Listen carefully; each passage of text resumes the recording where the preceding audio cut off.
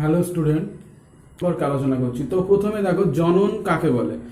জনন হচ্ছে যে পদ্ধতির সাহায্যে কোনো একটা লিভিং অর্গানিজম সে একটা থেকে দুটো হয়ে যাচ্ছে, বা একটা থেকে দুটো, বা তোমার প্যারেন্ট থেকে ডটার বা বেবিতে পরিবর্তন হচ্ছে যে কোনোভাবে পদ্ধতিতে, সেই পদ্ধতিগুলোকে আমরা জনন বলি। তো জীবদের বংশবিস্তার করার জন্য, অর্থাৎ পৃথিবীতে তাদের নিজেদের প্রভাব প্রতিপত্তিত্ব বজায় রাখার জন্য, একটা জেনারেশন থেকে একটা জেনারেশন যাওয়ার জন্য তাদের মাল্টিপ্লিকেশন অর্থাৎ জনন বা রিপ্রোডাকশন, জনন অবশ্যই তাদের সম্পন্ন করতে হবে। তো জনন হচ্ছে, দেখো যে কোনোভাবে জনন বিভিন্ন রকমের হয়ে থাকবে। জননকে আমরা মূলত দুই ভাগে ভাগ করতে পারি। একটা হচ্ছে সেক্সুয়াল রিপ্রোডাকশন, আর একটা হচ্ছে অ্যাসেক্সুয়াল রিপ্রোডাকশন, অর্থাৎ অ্যাসেক্সুয়াল মিনস অযৌন জনন। তো আগে আমি একটা কথা বলি, দেখো ক্লাস টেন স্ট্যান্ডার্ড, বা যারা সিবিএসসি বোর্ডে পড়ো বা ডব্লিউবিসিএসসি বোর্ডে পড়ো, বা কেউ নিট বা বোর্ড যে কোনো যা কিছুই কোয়ালিফিকেশন বা any board of exam, biology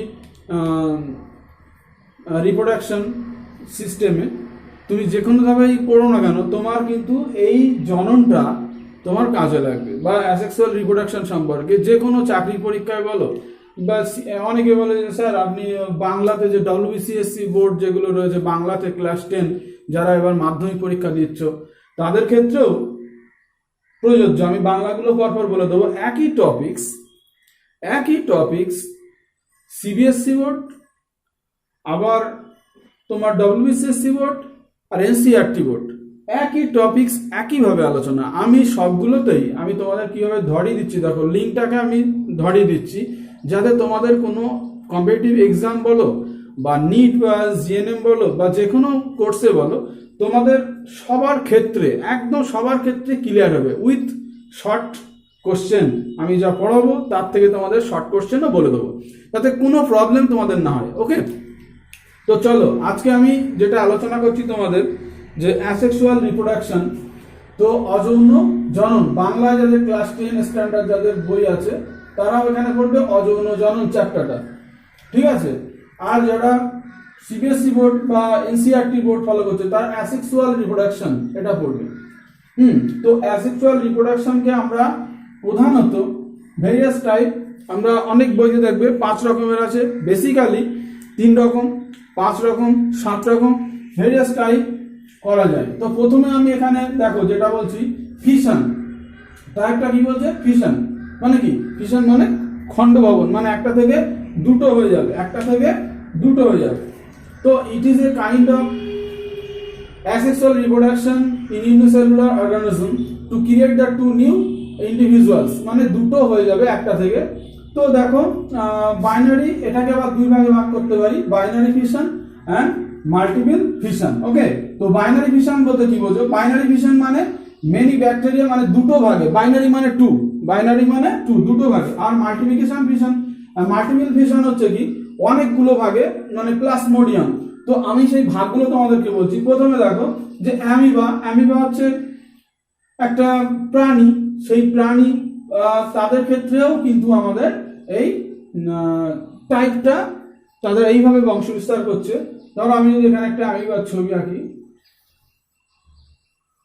এটা হচ্ছে তোমাদের কি নিউক্লিয়াস, এটা সাইটোপ্লাজম, এটা হচ্ছে নিউক্লিয়াস, আর এটা হলো সাইটোপ্লাজম।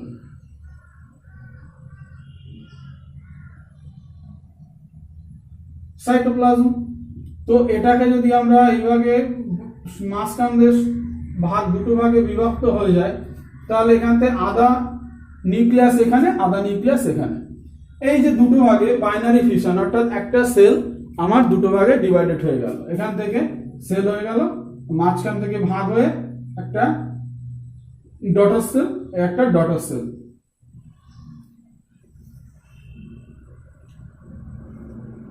এটা নিউক্লিয়াস, একটা নিউক্লিয়াস। এইবার যে দুটো হয়ে গেল, এই যে পদ্ধতিটা দেখো, এখানে নিউক্লিয়াসের ভিতরে কি আছে? নিউক্লিয়াসের ভিতরে ক্রোমোজোম আছে, ক্রোমোজোমের মধ্যে কি আছে? ডিএনএ আছে। তো ডিএনএ এর ব্যাপারটা, ডিএনএটাকে রেপ্লিকেশনের মাধ্যমে দুটো ভাগে ভাগ হয়ে গেল।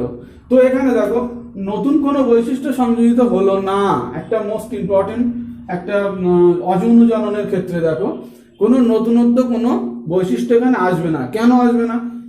ফাদার্সে এখান থেকে কি হয়, এখানে যে সংখ্যাটা ক্রোমোজোম ছিল ডিএনএ সেটা নিউক্লিয়াসের দুটো ভাগে ভাগ হল, এও যেমন এও তেমন। এদের ভিতরে নতুনত্ব কিচ্ছু থাকবে না। বংশ পরম্পরায় প্যারেন্টে যেমন থাকবে তাদের ডটার সেলগুলোতেও দ্যাট সেল একই রকম থাকবে। অর্থাৎ তাদের যে অপত্যগুলোতে, বাংলাতে বললে অপত্য, সেই অপত্যগুলোতেও একই রকমের মানে বৈশিষ্ট্য, সিগনিফিক্যান্স বৈশিষ্ট্য থাকবে, ক্যারেক্টারিস্টিক থাকবে, একই রকম ক্যারেক্টার থাকবে দুটোর ভিতরে। তো এবারে দেখো আমি এইটুখানি যা পড়িয়েছি তার ভিতরে একটা প্রশ্ন দেখো, অযৌন জনন, অ্যাসেক্সুয়াল রিপ্রোডাকশন, এটাকে বলে সোমাটিক। সোমাটিক, তো প্রথম প্রশ্ন এখান থেকে আছে, অযৌন জননকে আমরা বা সোমাটিক জনন, সোমাটিক জননের উদাহরণ কি? সোমাটিক জননের উদাহরণ দাও। তো সোমাটিক জননের উদাহরণ হচ্ছে সোমাটিক অযৌন জনন, তাহলে উত্তর হবে অযৌন জনন, অ্যাসেক্সুয়াল রিপ্রোডাকশন। পরের প্রশ্ন দেখো, যে অযৌন জননটা হলো এই যে মিওসিস, হ্যাঁ সমবিভাজন, এই মাইটোসিসকে বলা হচ্ছে সমবিভাজন, মিওসিস হচ্ছে হেরাস বিভাজন। এটা যখন ক্রোমোজোমের চ্যাপ্টার তোমাদের পড়াবো তখন সেখানে তোমরা অবশ্যই দেখতে পাবে মিওসিস এবং মাইটোসিস। তো মাইটোসিস হচ্ছে সমবিভাজন, এখানেও যতটা নিউক্লিয়াস বা ক্রোমোজোম থাকছে, এখানে যতটা ক্রোমোজোম এখানেও ততটা ক্রোমোজোম, তো এটাকে বলা হচ্ছে আমাদের সমবিভাজন। ওকে, তো সমবিভাজন হচ্ছে। এবারে দেখো এবার হচ্ছে মাল্টিপল ফিশন। মাল্টিপল ফিশন কাদের ক্ষেত্রে হয়? তো প্লাজমোডিয়াম। এবার প্লাজমোডিয়ামের ক্ষেত্রে দেখো, প্লাজমোডিয়ামের ক্ষেত্রে বহু বিভাজন,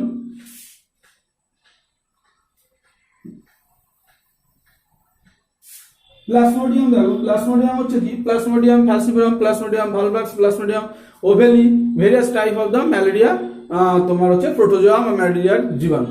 তো ম্যালেরিয়ার যে প্লাজমোডিয়াম ভাইভাক্স, তো মশার ভিতরে থাকে, ম্যালেরিয়ার জীবাণুটাকে বহন করে, ভেক্টর হচ্ছে মসকিউটো। তো মসকিউটো হচ্ছে ভেক্টর, তো মসকিউটো কি করছে? প্লাজমোডিয়াম ভাইভাক্সের জীবাণুটা বহন করছে। তো ও যে প্লাজমোডিয়াম ভাইভাক্স মাল্টিপ্লিকেশন যেভাবে করছে, সেই মাল্টিপ্লিকেশন পদ্ধতিটা সেটা অ্যাসেক্সুয়াল রিপ্রোডাকশন। তো অ্যাসেক্সুয়াল রিপ্রোডাকশনটা আমরা ধরো প্লাজমোডিয়াম ভাইভাক্স একটা মশা কামড়ালো, মশা কামড়ানোর পরে প্লাজমোডিয়াম ভাইভাক্স সেটা তার যে স্পোরটা দেখো সেইভাবে, এটা একটা সেল, এটা লিভার সেলই, লিভারে বলি।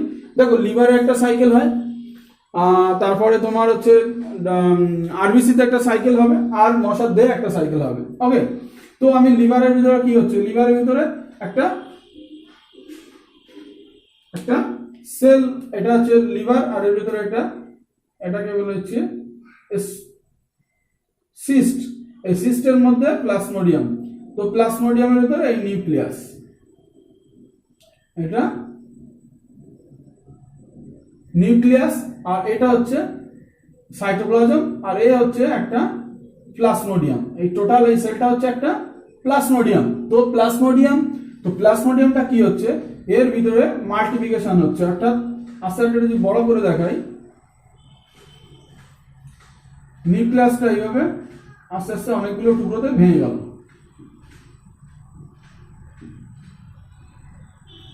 12টা বা 14টা বেশি এরকম ভেঙে যাবে।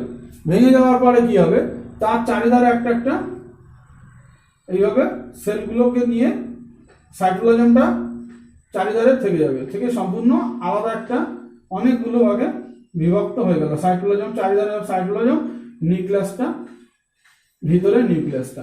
এরপর কি হলো, এটা ফেটে গেল, ফেটে যাওয়ার পরে এই যে স্পোরোজয়েডটা সব বেরিয়ে হলো, আলাদাভাবে এরা ব্লাডে চলে এলো। ব্লাডে চলে এসে এরা আবার কি করবে, আলাদাভাবে ইন্ডিভিজুয়ালি ভাবে যে সমস্ত আরবিসি গুলো আছে সেই আরবিসি গুলোকে অ্যাটাক করবে, আরবিসি ভিতরে আবার ঠিক একই রকম সাইকেল এরা ক্রিয়েট করবে। একটা যদি ওর ভিতরে আরবিসি অ্যাটাক করে, ও আবার রাতারাতি মাল্টিপ্লিকেশন করার পরে 24 আওয়ার্স বা 12 আওয়ার্স পরে মাল্টিপ্লিকেশন করার পরে আবার এর ভিতরে প্রথমে আরবিসিটাকে ফুলিয়ে দেবে এবং এখানে রিং শেপ হবে, আস্তে আস্তে রিং শেপ হয়ে গেল, সাইটোপ্লাজমটা সরে গেল সাইডের দিকে, এখানে নিউক্লিয়াসটা থাকলো, সাইটোপ্লাজম সরিয়ে গিয়ে এরা বড় হয়ে গেল এবং এর নিউক্লিয়াসগুলো অনেকভাবে ভেঙে দিল, আরবিসি গুলো ব্রেক ডাউন করে দিল। আরবিসি কে ব্রেকডাউন করে। এই আরবিসি ব্রেকডাউন হয়ে গেল, এর ফলে কি হয়, আর যে ম্যালেরিয়া হলে যেটা লিভারে একটা চাপ তৈরি হচ্ছে এবং আরবিসি গুলো ব্রেকডাউন হচ্ছে। তো এই যে পদ্ধতিটা যে প্লাজমোডিয়াম এটা হচ্ছে মাল্টিপ্লিকেশন বা বহু বিভাজন। পরীক্ষায় আরেকটা প্রশ্ন আসবে, এখান থেকে আরেকটা দেখো, আরেকটা কোশ্চেন দেখো যে বহু বিভাজন বাংলাতে যারা দেখবে বা মাল্টিপ্লিকেশন বা বহু বিভাজন কারো দেখা যায়, তার आंसर হয়ে যাবে প্লাজমোডিয়াম। ওকে, তো প্লাজমোডিয়াম দেখে নিবে। এবার হচ্ছে বাড়ি বা কোরকোদ্গম। বাংলা বইতে যারা দেখো, বাংলা বইতে কি আছে, বার্ডিং বা কোরকোদ্গম, বার্ডিং বা কোরকোদ্গম। তো বার্ডিং কোরকোদ্গমটা কেমন, ধরো এখানে budding process in the which end the outgrowth but, হ্যাঁ, ফর্মেশন একটা, ধরো এখান থেকে এই যে outgrowth formation on the body of the, আমি এইটা তোমার হচ্ছে হাইড্রাটাই আমি করে দেখাচ্ছি। দেখো হাইড্রার ক্ষেত্রে দেখো, হাইড্রার কোর্সিকাগুলো থাকবে, এইভাবে কোর্সিকা থাকবে, কোর্সিকা থাকার পরে এটা হাইড্রা। তো এখান থেকে বডির মধ্যে, বডির বাইরে আউটসাইড অফ দ্য বডি যেটা বাট মতো এখন ফুলে উঠবে, ঠিক আছে, প্রথমে ফুলে উঠলে একটুখানি, তারপরের স্টেপে কি হচ্ছে, পরের স্টেপে এখান থেকে দেখো এটা আরেকটু বড় হয়ে গেল, এখানে হালকা হালকা কোর্সিকা তৈরি হলো। তারপরের স্টেপে দেখো কি হচ্ছে,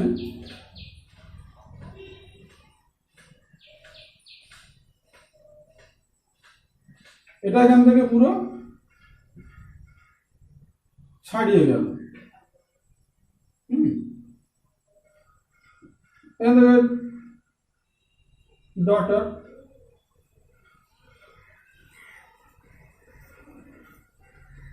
একটা হাইড্রা,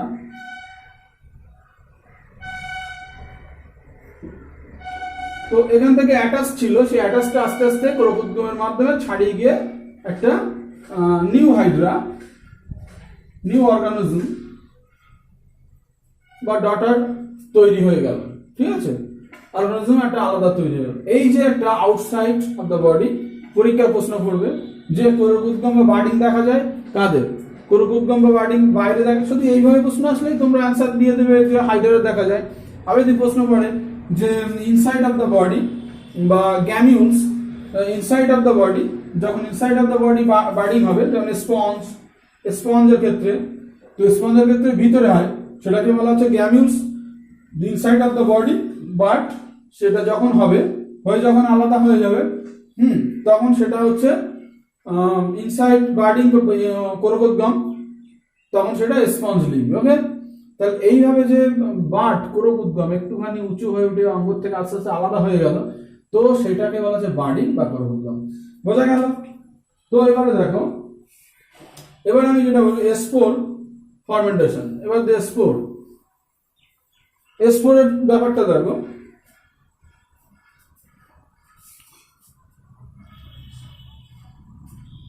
স্পোর হচ্ছে, spore are the microscopic asexual reproductive bodies with a thick wall. The spore are the formed in the sporangium. তো স্পোরেঞ্জিয়াম, স্পোরটা দেখো, স্পোর হচ্ছে রেণু উৎপাদনের মাধ্যমে অযৌনজনন। একটা মোস্ট ইম্পর্টেন্ট কোশ্চেন দেখো, যে অযৌনজননের unit, the unit of asexual reproduction is the spore. the অযৌনজননের এককটা কি, পরীক্ষায় প্রশ্ন আসবে। অযৌনজনের একক হচ্ছে রেণু। ওকে, তো রেণু হচ্ছে দু রকমের হয়, একটা হচ্ছে চলরেণু আর একটা হচ্ছে অচলরেণু। তো অচলরেণু হচ্ছে অ্যাপ্লানোস্পোর, অচলরেণু হচ্ছে নাম কি অ্যাপ্লানোস্পোর, আর চলরেণু হচ্ছে জুস্পোর। এখান থেকে পরীক্ষা প্রশ্ন আসবে, একটা অচলরেণু বা অচলরেণুর সাহায্যে অযৌনজনন সম্পন্নকারী একটা প্রাণীর নাম লেখো, তখন তোমরা কি দেবে, বা উদ্ভিদের নাম লেখো অচলরেণু, তখন পেনিসিলিয়াম, অ্যান্সারটা হবে কি পেনিসিলিয়াম। এবারে দেখো, পেনিসিলিয়াম হচ্ছে ফাঙ্গি অর্থাৎ ছত্রাক। তো তাদের ক্ষেত্রে কিরকম ভাবে হয় দেখো, ধরো এখানে রাইজোবাস পেনিসিলিয়ামের এখান থেকে একটা বডি মাটিতে এভাবে ছড়িয়ে গেল, তারপর এখান থেকে এভাবে উঠলো,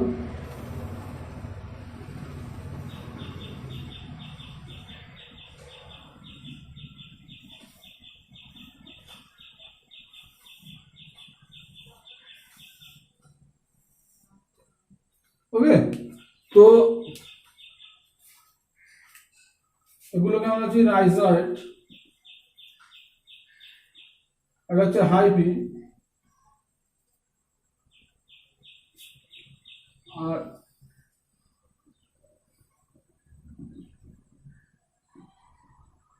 এই হচ্ছে এটা স্পোর্ট। ঠিক আছে, এখান থেকে ধরো আর একটা যদি ভাবে তুমি করে দাও,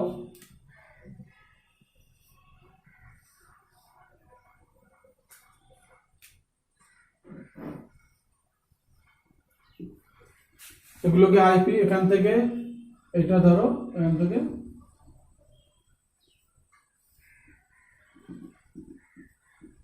সেগুলো সব বাইরে বেরিয়ে গেল। এই যে রাইজয়েড, এখান থেকে স্পোরেঞ্জিয়াম, এটাকে আমরা কি বলছি? স্পোরেঞ্জিয়াম।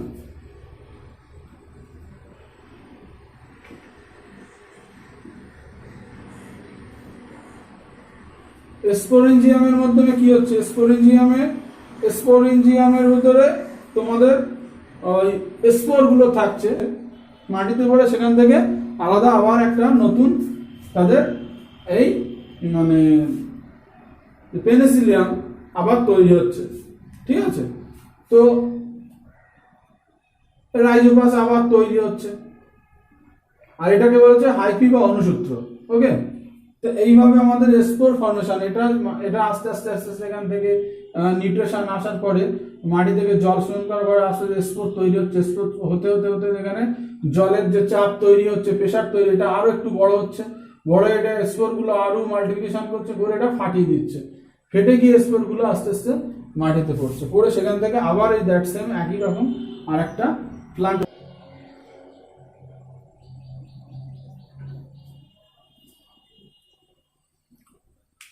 তো দেখো এখান থেকে এগুলো গেল।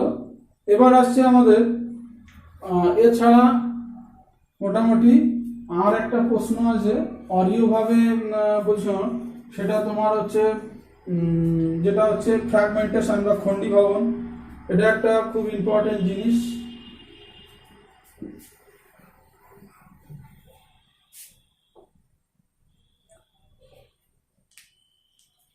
তো দেখো ফ্র্যাগমেন্টেশন বা খণ্ডীভবন, অর্গানিজম স্প্লিট ইনটু ফ্র্যাগমেন্ট, বিভিন্ন ফ্র্যাগমেন্ট সেকশনে সেকশনে খণ্ডীভবন হয়ে যাবে।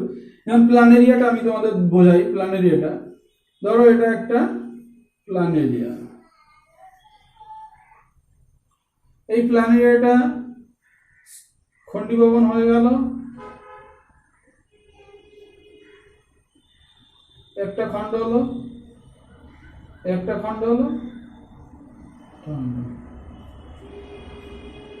খণ্ডীভবন হওয়ার পর এখান থেকে আবার দ্যাট সেম একই রকম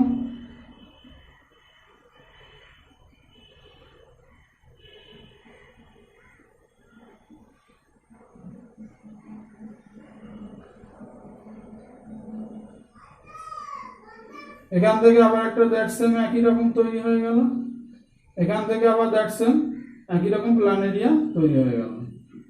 এই যে নতুন নতুন প্ল্যানেরিয়া তৈরি হলো এখান থেকে, এই যে খণ্ডীভবনের মাধ্যমে বা ফ্র্যাগমেন্টেশনের মাধ্যমে, এটাকে বলা হচ্ছে পুনরুৎপাদন। তো প্ল্যানেরিয়া পরীক্ষার প্রশ্ন হলো পুনরুৎপাদন কোথায় দেখা যায়? তো অ্যান্সার হয়ে যাবে, অ্যান্সার কি হয়ে যাবে যে প্ল্যানেরিয়াতে পুনরুৎপাদন দেখা যায়। আবার আমরা দেখো এখানে স্পাইরোগাইরা যে মানে একদম ফিল্ম লাইক স্ট্রাকচার হয়, জানো যে কলের মনিটরে থাকে এরকম ধরনের। এর ভিতরে শর্টগুলো আকারে বিভিন্ন থাকবে, নিউক্লিয়াস সাইটোপ্লাজম এগুলো শর্টগুলো আকারে একটা শিটের মতো থাকে। হ্যাঁ, সে এটাও যদি আমি কেটে কেটে দিই এইভাবে, তাহলে সেখানে আলাদা আলাদা হবে, আবার একটা নতুন তার একটা অপত্য তৈরি হবে। এইভাবে যে পৃথিবীতে একটা থেকে দুটো তিনটে চারটে পাঁচটা এইভাবে তারা বংশবিস্তার করছে। এই বংশবিস্তারের মাধ্যমে তারা প্রকৃতিতে বেঁচে থাকছে, প্রকৃতিতে তাদের যে অস্তিত্ব, সেই অস্তিত্বটাই তারা বজায় রাখছে বংশানুক্রমে, অর্থাৎ জেনারেশন বাই জেনারেশন। আর ভেজিটেটিভ রিপ্রোগ্রেশন বা vegetative multiplications or the clonings, যেভাবে আরেকটা এইটা পদ্ধতি, যেমন পাথরকুচি দেখো, একটা পাতা ছিঁড়ে দিলাম, আর গাছের পাতা ছিঁড়ে ফেলে দিলাম, সেখান থেকে পাতা থেকে আরেকটা উদ্ভিদ জন্মে গেল। একটা পাতা ছিঁড়ে দিলাম, আর একটা উদ্ভিদ জন্মে গেল। এই যে এইগুলোকে বলা হচ্ছে আমাদের ভেজিটেটিভ প্রোপাগেশনের মধ্যে পড়ে, ভেজিটেটিভ প্রোপাগেশন। তো এগুলো অযৌন জননের যে মূল পদ্ধতি, সেই পদ্ধতিগুলো এবং তাদের ক্লাসিফিকেশন, তাদের এক্সাম্পল, এগুলো সব আমি দিয়ে দিলাম। আর মনে হয় এর মধ্যে কিছু বাদ যায়নি, ঠিক আছে? ওকে, এরপরে আমি যেটা বাংলা মিডিয়ামে একটা আছে যে অঙ্গজ জনন, ঠিক আছে, উদ্ভিদের বিভিন্ন পার্ট দিয়ে দিয়ে পরপর বইতে সব আছে। তো সে অঙ্গজ জনন নিয়ে পরে আমি আলোচনা করবো পরের ভিডিওতে। আর তোমাদের আর সেক্সুয়াল রিপ্রোডাকশনের পরে আলোচনা করবো। তাহলে এই যে অযৌন জনন থেকে আশা করি এখানে যতগুলো প্রশ্ন আসবে তোমরা অবশ্যই প্রশ্নগুলো অ্যান্সার করতে পারবে। যে অযৌন জননের একক, প্রশ্নগুলো অযৌন জননের একক, কোন পদ্ধতিতে অযৌন জনন সংঘটিত হয়, মাইটোসিস পদ্ধতিতে অযৌন জনন সম্পন্ন হয়, অযৌন একক কি রেণু, হ্যাঁ, তারপর একটা প্রাণীর নাম করো যেখানে অযৌন জনন দেখা যায়, অ্যামিবা, বাট বা করকুদ্দের সময় অযৌন জনন করে কে, উত্তর হাইড্রা। ওকে, তারপর স্পোর অচল রেণুর সাহায্যে বংশবিস্তার করে কে, বললো পেনিসিলিয়াম, ঠিক আছে। পরে দেখো খন্ডিভবন দেখা যায় পুনরুৎপাদনের সাহায্যে বংশবিস্তার করে কে, পুনরুৎপাদন কাদের দেহে দেখা যায়, পুনরুৎপাদনের প্ল্যানেরিয়ার ক্ষেত্রে দেখা যায়, ঠিক আছে। এই প্রশ্নগুলো মোটামুটি তোমাদের এখান থেকে হলো। ওকে, তো ভাই আজকে এই অবধি। ওকে।